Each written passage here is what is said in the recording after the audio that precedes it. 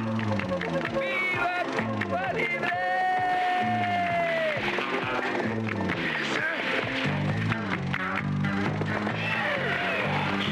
Oye, no te embarques, compadre. Pero...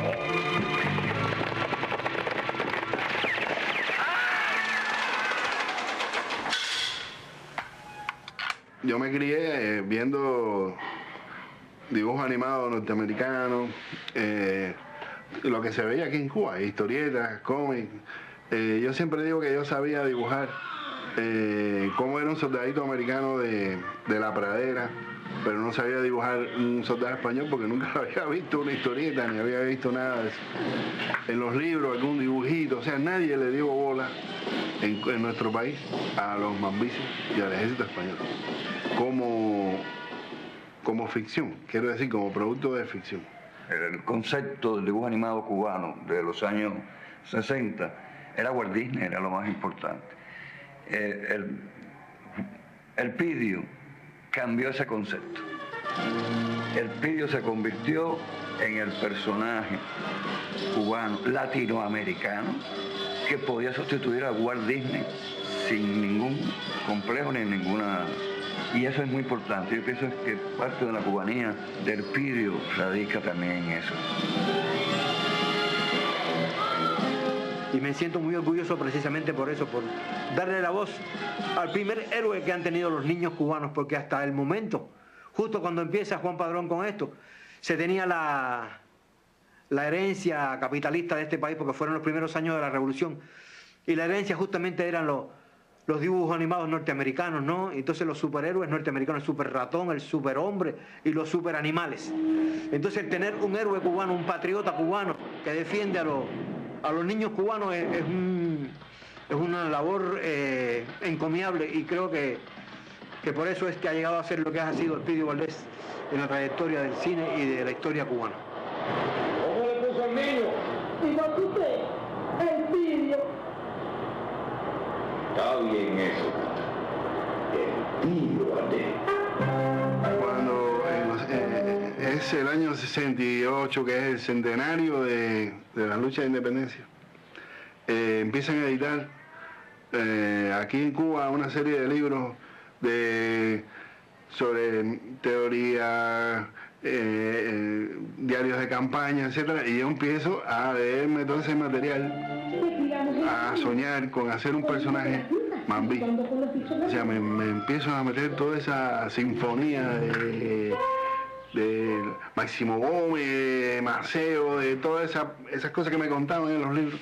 Y yo quiero hacer como Don Quijote, quiero hacer mi Don Quijote también. Vaya,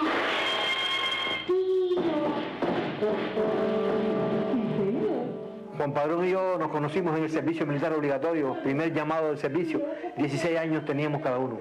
Entonces, él hace las primeras pruebas para buscar los personajes principales del Pidio Valdés. Entonces, en el caso mío, por ejemplo, me enseñan un pequeño mambí que tenía que resultar agradable porque iba a ser el protagonista patriótico de esa serie, ¿no? Y hay un personaje que es el coronel Piedra Martel, que cuenta cosas muy simpáticas, de que, por ejemplo, cuando estaba cargando, la gente le decía que él no perdía el color, porque todo el mundo se pone pálido por la impresión del combate, pero y entonces dice que en un combate él sacó un espejito y dice, es verdad, tengo el color. Gracias a ese tipo loco me inspiró muchísimo para el Pidio Valdés. Cuando me palentoro, mi revólver nunca falla. tampoco mi brazo falla cuando yo empuño el machete. Te digo que me respete. No respeto una alimaña que venga a tu patria España, saque fumate, soquete. ¡Ay, qué mambí! Santiago Álvarez dio una opinión que fue una de las principales que tuve yo a la hora de encarar las voces. Que él dijo, bueno, yo creo que este personaje justamente no es un super ratón o no es un personaje, digamos, tan ficticio como para que sea falso. Pero hay que ver la historia de las luchas cubanas y lo que hacía Antonio Maceo, lo que hacía Ignacio Agramonte, que con un machete podían enfrentarse a tropas de cientos y de miles de soldados bien entrenados. Nada, capitán. A mí me encanta este tipo de gente. Entonces por eso él consideraba de que el personaje de Pío Valdés no era un personaje falso, sino que realmente era verdadero por eso, porque era un verdadero patriota que hizo cosas increíbles, ¿no? Entonces yo, buscando justamente las zonas donde se hicieron los principales combates de las tropas cubanas, era en Oriente, en Santiago de Cuba, entonces busqué una forma de hablar un tanto oriental y me dediqué a estudiar esas formas de hablar, específicamente la santiaguera. Por eso el personaje habla así, ¿no? Si este numerito se riega entre la tropa, vamos a tener mucha gente en la impedimenta, cargando frijoles. Ciudadanos, recibimos con gran alegría y honor vuestro aporte desinteresado a nuestra causa. Ahora, entreguen la bala, ¿eh? No sean vainas.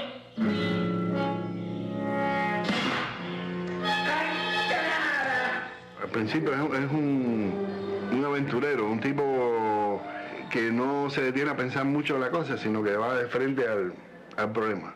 Los primeros Elpidios es el personaje tipo Conejo de la Suerte, o el Pato Lucas, que sale siempre bien de todos los problemas, ¿no? Pero ya después el personaje, cuando yo le empiezo a meter que es jefe de un escuadrón, ya entonces ya es un coronel, ya no es un teniente, tiene otros personajes que se ocupan de otros aspectos de la dramaturgia.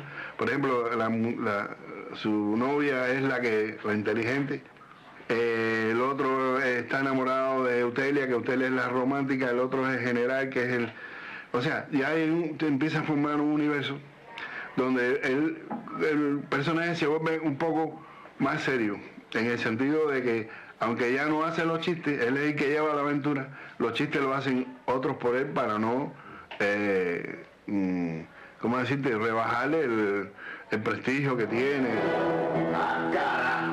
Y que no le podemos devolver el tirito. Llegamos a la tumba. Prepárense. Hasta aquí podemos llegar.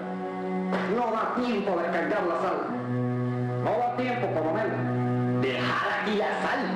¿Qué va? Esto espero, caballero. Ya lo terminé.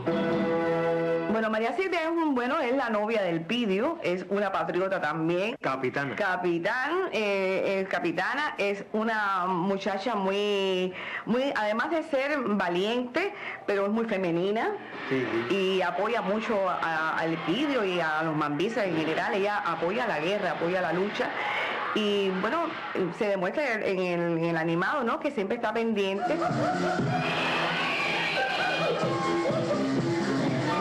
En una historieta que es la de cuando se roban las tiras de cuero, no en la película, en la historieta de la prensa, puso un caballo pinto. Y hay una escena en que dicen, ellos se escapan por el río y después dicen, mira, ahí vienen nuestros caballos Palmiche y Boneadillo, algo así. Más nada, no se menciona más nada. Los niños empiezan a escribirme de que el caballo del Elpidio, que si porque era pinto, que si... Y yo me di cuenta de que el personaje es importante para los niños. Y empecé a darle bola a Palmiche, a ponerlo expresiones, ver que la gente viera expresiones de Palmiche, que hiciera cosas, ¿no? Eso sale de ahí. ¿Dónde está el Elpidio Valdés?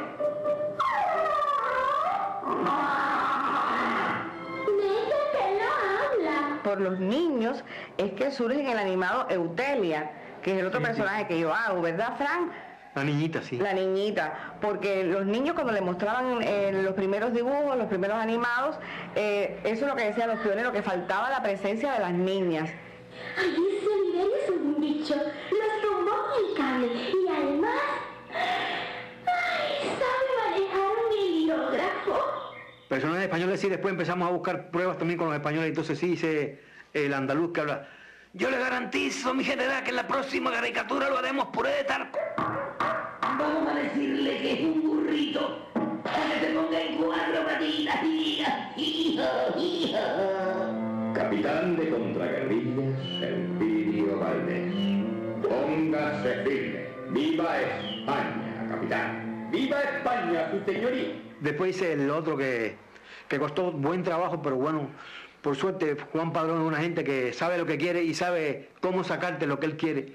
Entonces, buscando al personaje de Cetáceo, que era un personaje muy académico, muy recto, muy retorcido, entonces él quería que yo diera una cosa que el tipo diera como que cierto personaje odioso, ¿no? Entonces buscamos la forma de hablar con las heces. Sepa usted, cañoniésmosles. O sea, quiero decir que le tiremos con los cañones. Soy americano, llévese el ingenio para tu país, no ensapla para el enemigo y ya. Why you big time around here, Cuban bastard? You can get away with it. La tuya por si acaso, mija. Con él, toque usted más. En este caso, como era un personaje netamente norteamericano y del sistema de mafia norteamericano, busqué una cosa tipo Padrino, ¿no? Con ese tipo de cosas así. Hey, you, Elpidio Valdés, ¿entiendes? Entonces logramos por ahí eso. Entonces ya te digo, algunos soldaditos españoles que también queríamos lograr cierta comicidad también para que todo no fuera que los españoles eran ridículos totalmente, sino que a veces los españoles también que habían sido medio que engañados a venir aquí, entonces dábamos esa cosa también de... ellos están tranquilos allá en España y uno aquí de bestia. ¡No tiréis con ventanas! ¡España! ¡España! ¡No nos rompes la araña!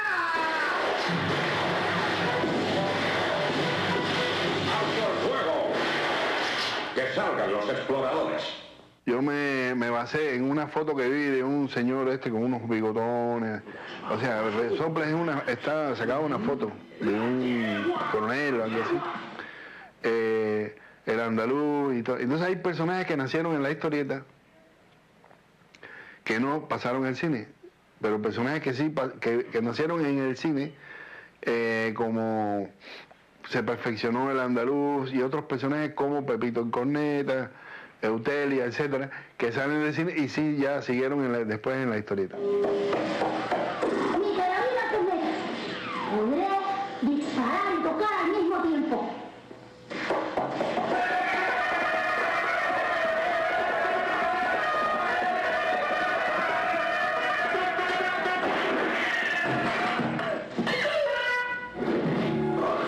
Habrá unos hombres y ve a ver.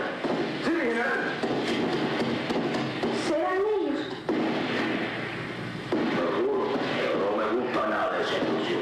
El más pesado de los personajes para mí es el general cubano que nunca hace un chiste, ni un guiñito, ni nada, que siempre dice, Valdés, vaya y coja, ¿no? Pero bueno, ese es mi sargento con el servicio militar.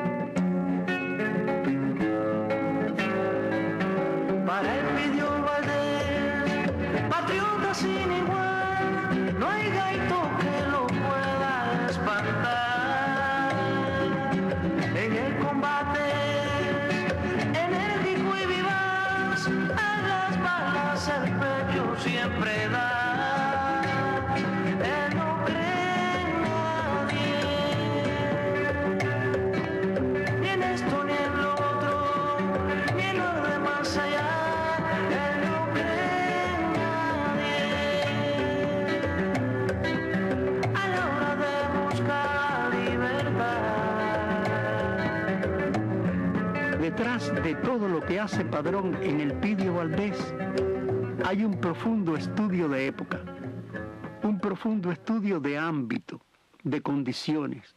El personaje como tal y todas las series y los largometrajes tratan de que los niños se entretengan, se diviertan, pero que a la vez tengan una lección histórica, una lección de educación patriótica militar. Por ejemplo, te dice, bueno, ¿qué fusiles tenían los españoles? Los fusiles tenían Peabody. El Peabody es un fusil donde que tú das la palanca, se mete para adentro la caja y tú metes ahí la bala y después trancas la palanca. O sea, ¿cómo se trabajaba el fusil? Porque yo tengo que animarlo, no solamente describirlo en una novela. Sacó el Peabody, no, sino hay que ver el Peabody como es. y cómo se palanquea, cómo se trabaja. El fusil Remington, y empecé a especializarme también en eso. Va mejorando, compadre. Óigame, sargento. El otro día en el tiroteo estaba Paco con su Remington, Manolo con su Spencer y éramos con su Mauser, el mejor rifle. Llego yo y meto un cachipazo y en lo que me puse a cargar, ¡alto al fuego que se rinde! Jamás pude tirar uno. ¿Qué tipo de munición llevaban? ¿Por qué decían tiro lateral? ¿Por qué decían tiro central? ¿Por qué decían cartucho de papel? ¿Qué cosa es un fusil de pistón? De pedernal. Y todo eso tuve que yo mismo ponerme a estudiarlo y a sacar notas, a sacar fotografías. ¿Dónde está ese bárbaro de Fico? Coronel, se le reventó el rifle. Ah, caray. A este riflero yo le iba a dar un Mauser flamante. ¡Un Mauser! Nosotros los maestros y profesores, viendo a Elpidio Valdés, hemos aprendido de una manera muy amena qué cosa era un heliógrafo, cómo era una trocha, cómo eran las armas de aquella época, cómo eran los uniformes mambises, cómo eran los uniformes del ejército español, cómo eran los grados en el ejército libertador, cómo eran los grados en el ejército español, de una manera como sin proponérselo, pero allí está. El heliógrafo es un aparato que envía mensajes utilizando la luz del sol. Transmita, urgente, ilustrísimo general don Agapito Resople y del Garrote.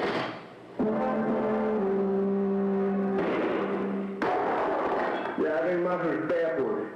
Este maldito Elpidio Valdés. Después eran películas de directores, películas cubanas, no sé si extranjeras, pero bueno, cubanas, donde si había que hacer un ataque al machete, había que saber que Maceo tenía, qué es lo que tenía Maceo, si era una estrella, o era una rayita, o era quién era el capitán, cómo iba vestido, fulano, mengano. Padrón encontró errores y corrigió y ayudó y colaboró, o sea que Padrón estudió. Para esto había que estudiar, para esto había que nacer. Corneta, toque usted al dueño. Sí, mi general.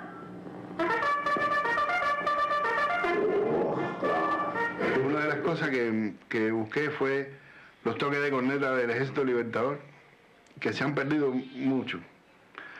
Y entonces cuando estuve en el Museo del Ejército en España, yo logré que me dieran los toques de caja y los toques de corneta del Ejército Español del siglo XIX. Y eso lo trajimos, logramos traerlo, todas esas partituras y grabarlas, que están grabadas en el ICAI. Y esas las usamos en las películas. O sea que hasta los toques de corneta que se oyen, que hacen los españoles, son españoles, no son inventados.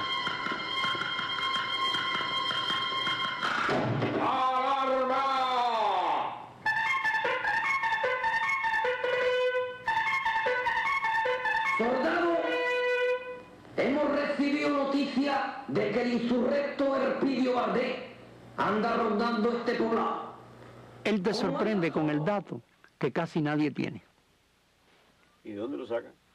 Buscando prensa de la época, revistas de la época, libros, navegando en internet.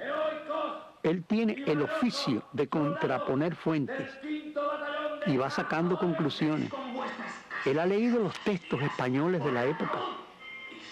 Él ha estudiado mimando en Cuba de Weyler, los 5 tomos.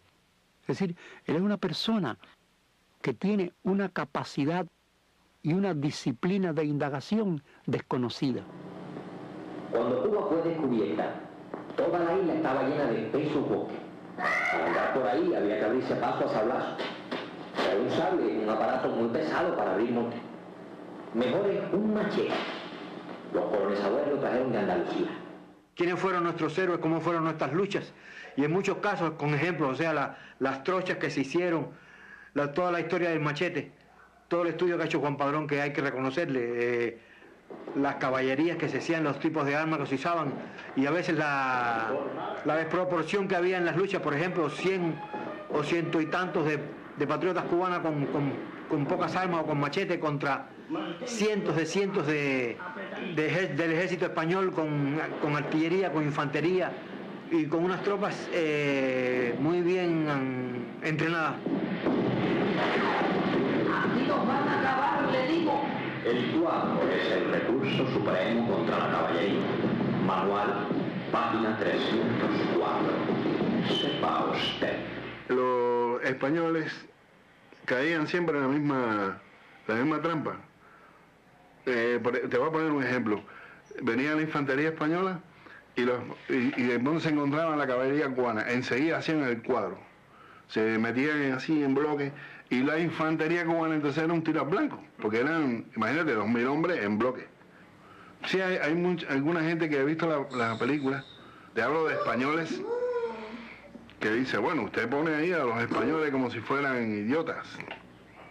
Y oye, otra cosa es que yo quiera poner cómo fueron los colonialistas, que entonces sí es otra cosa.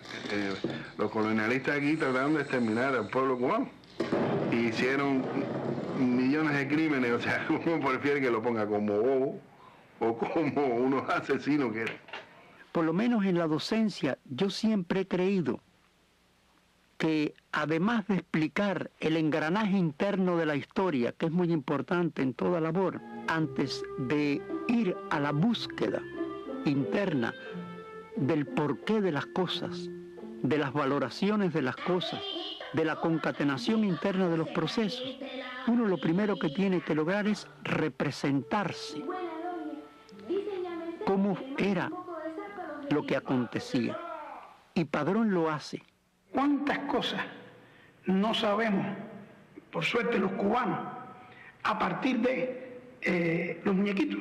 Que los vemos, los recontravemos, no nos cansamos de verlos, siempre nos hacen reír.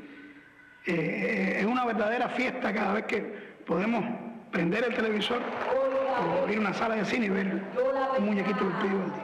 No sé mucho de ellos, pero eso que acabo de oír no me parece muy marcial que diga. El Pío Valdés y los Bambán fue muy interesante porque los niños de la Colmenita, yo recuerdo que nosotros tratábamos de que hicieran cosas del Pidio, pero yo creo que la verdadera dramaturgia de ese espectáculo la fueron transformando los niños. Los niños conocen muchísimo más que cualquiera de nosotros, que lo hayamos visto juntos.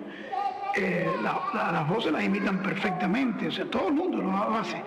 Y de pronto, lo que nosotros nos planteamos desde los adultos, los niños la transformaron porque lo tienen en el alma y mucho más fresco que nosotros.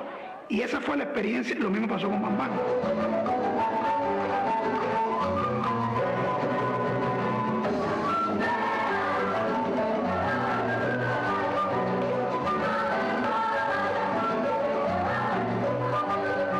Yo no trabajo con los niños, o sea, yo no soy bueno dialogando con los niños ni nada de eso. Tenían que tener gente que les hacían chistes, como una especie de animadores que trabajaban con los niños para que los niños me hicieran preguntas, porque yo era muy seco, o sea, yo no me comunicaba bien con ellos. O sea, igual que me dicen, no, para que usted vaya a una actividad con niños, le digo, no, un momento, mira, yo trabajo para los niños, pero yo no trabajo con niños, no sé.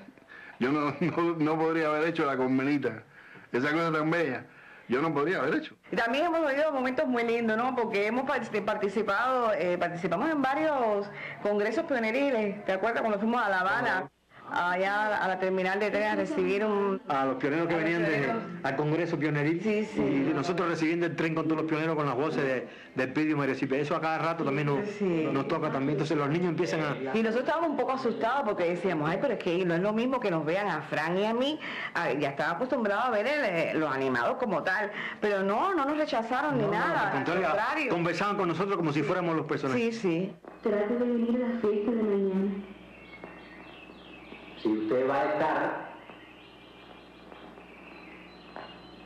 bueno, hasta la vista.